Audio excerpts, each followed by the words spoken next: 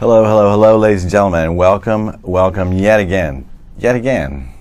I think it's almost 6 years now. Yet again to another edition of What Really Matters NYC with your host, Tony Keevan. But more importantly, you can dial in 212-757-1541, or you can Skype in. There's no editing, but be responsible. We're live in Manhattan on 3 cable networks, and we stream on the internet. And we talk about topics that impact Manhattan. And very interestingly, our mayor's been in the news an awful lot, and he keeps pegging back to his base constituency, and he has announced in his State of the City plan yesterday that his main focus is on more affordable housing.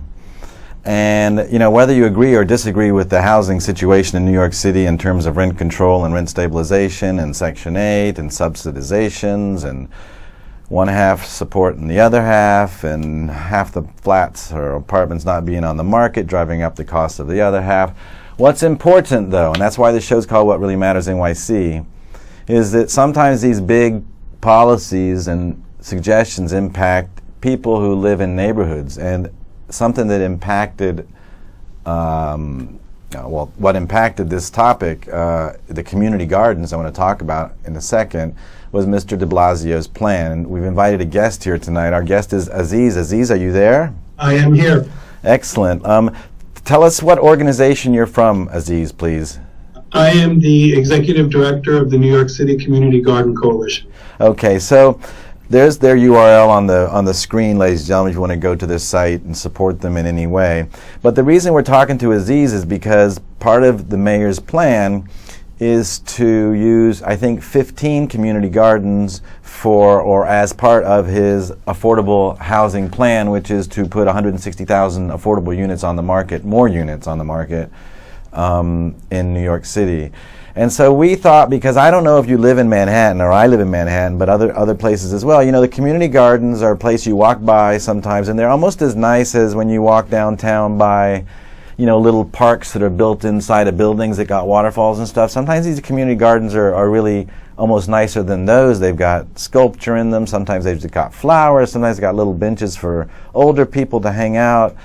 And, sometimes it's just got people playing music. But it's distinctive of Manhattan and New York because it really means a lot to the people. And so this plan impacts that. And that's why we wanted to talk to Aziz about that. So Aziz, could, besides my little kind of high-level background based on living here a long time and kind of liking the gardens, or at least getting inspiration from them, tell us a little bit about the battle and what's going on with this right now.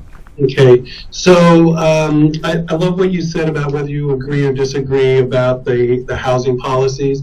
The New York City Community Garden Coalition is very much in favor of the mayor's plan to build affordable housing. Most of the members who are part of the New York City Community Garden Coalition probably qualify to get those apartments. And so we applaud the mayor's actions in that regard. What we're very upset about is that there are 17 gardens on the HPD list, active community gardens, that will be sold off to make room for new housing. And what's disturbing is that HPD's inventory, there's less than 10% of its inventory are community gardens, are active community gardens. So we really take exception to why they're picking these sites, and why are they destroying the fabric of communities to build affordable housing.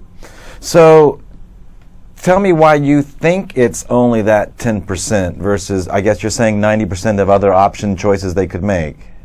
Yeah, there are options. There are actually options within the same areas that the HPD lots, the community garden lots, are in.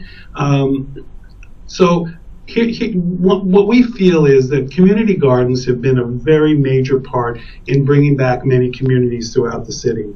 And it's that asset, the sweat equity of people in the neighborhoods building community gardens, and it becomes an asset. And the neighborhoods build up often around these community gardens. And so when a community garden comes in and people use it and the community grows, that's when a community or a neighborhood starts becoming very popular. And I think that's one of the reasons why HPD is picking some of these lots. Got it. I was going to say that too. I'm sure they're picking it because of the value. But let me just... The bad part of the, I'm sorry, the bad part of this is that they're taking the very asset of that community and destroying that asset to build affordable housing. The two have to be and are absolutely compatible. You can have affordable housing and community gardens in all the neighborhoods throughout the city. There are plenty of lots to be able to do it on. So what's the plan? What's the next step? Because, you know, like I said, I know a lot about these community gardens. Not a lot, but I know of them. And I know there's one on 111th Street, actually, between Adam Clayton and Frederick Douglass. Yep. And there's actually one on 113th between Adam Clayton and Lenox, the other way.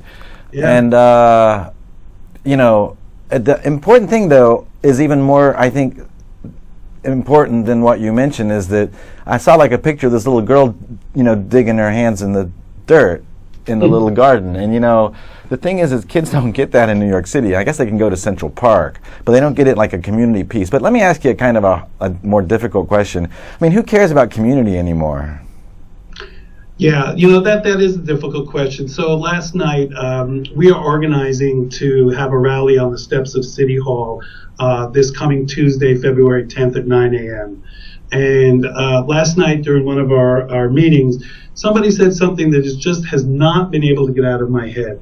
And he said that, you know, I've lived in my building for 20 years. I don't know the neighbor across the hall from me, but I know my neighbors from the community garden.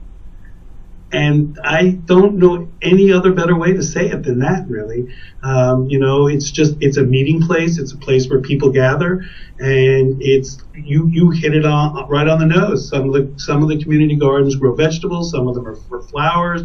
Some of them are combinations. Some of them are just meeting places for folks.